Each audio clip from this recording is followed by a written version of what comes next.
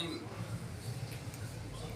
حضرت عمر بن شعیب اپنے والد اور وہ اپنے دادا سے روایت کرتے ہیں عبداللہ بن عمر بن عاص رضی اللہ تعالی عنہ سے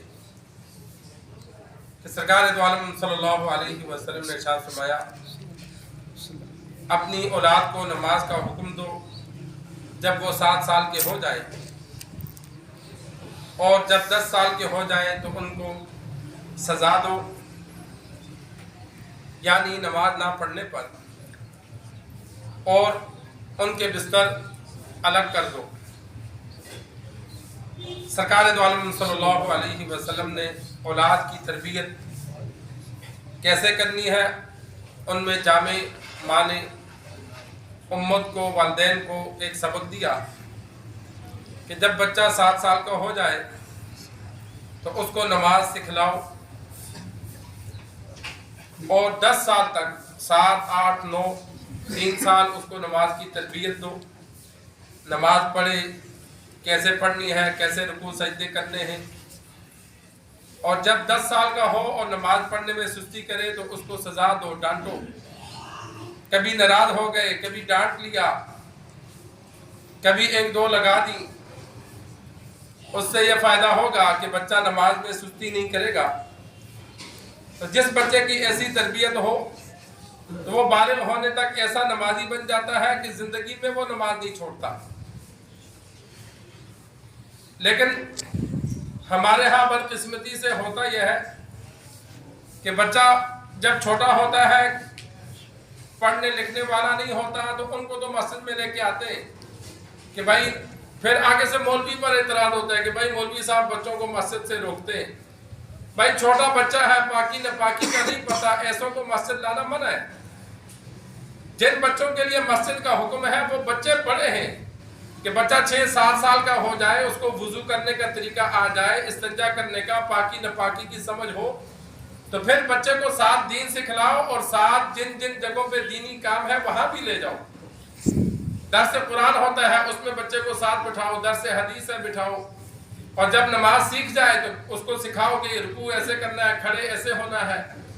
پھر ساتھ اپنے مسجد لے کر آؤ، کیونکہ اب وہ نماز پڑھنے لگ چکا ہے، تو مسجد میں کیسے داخل ہوں گے، کیسے نکلیں گے، وہ مسجد کے ماحول کو دیکھے گا، تو مسجد کے ساتھ اس کا آنا جانا اور ایک تعلق بن جائے گا۔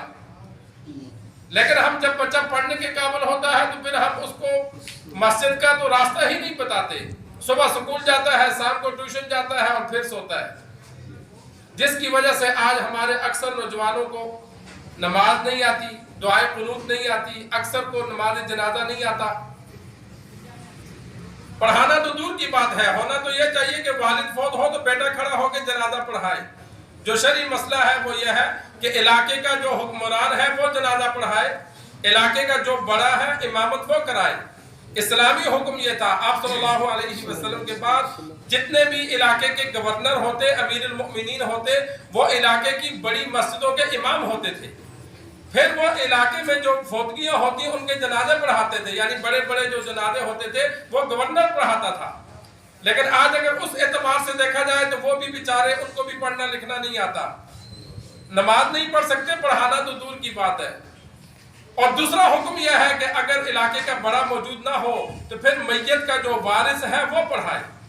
میت کا وارث اس کی اولاد بنتی ہے، اور اولاد بھی ہم نے اس قابل نہیں بنائی ہوتی کہ وہ کھڑے ہو کر ہمارا جنازہ پڑھائے۔ میں نے تو بعض جنازوں میں دیکھا اولاد پوچھتی ہے کہ مولوی صاحب جنازہ نہیں آتا، کیا پڑھے؟ تو ایسی اولاد والدین کے لیے پیچھے کیا دعا کرے گی؟ تو یہ ساری کمزوری والدین کی ہے۔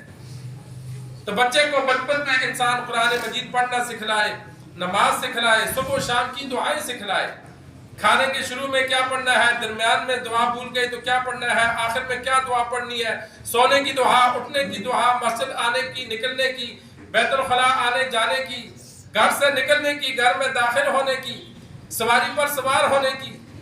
یہ دعائیں اکثر نوجوانوں کو نہیں آتی۔ آپ تجربہ کر کے دیکھ لیں، کسی دوست سے پوچھ لیں، بھائی رات کو سونے کی دعا، صبح اٹھنے کی دعا، گھر سے نکلنے کی دعا۔ پھر کہتے ہیں جی مصیبت آ گئی۔ مصیبت کیوں آئی؟ جب دعا نہیں پڑھی تو ایکسیڈنٹ تو ہوگا۔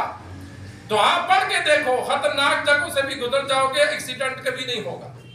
اس لیے کہ اللہ کی جانب سے مدد آ جاتی ہے. بندہ جب گھر سے حفاظت کی دعا پڑھ کے نکلتا ہے تو اللہ کا وعدہ ہے, اللہ حفاظت فرماتا ہے.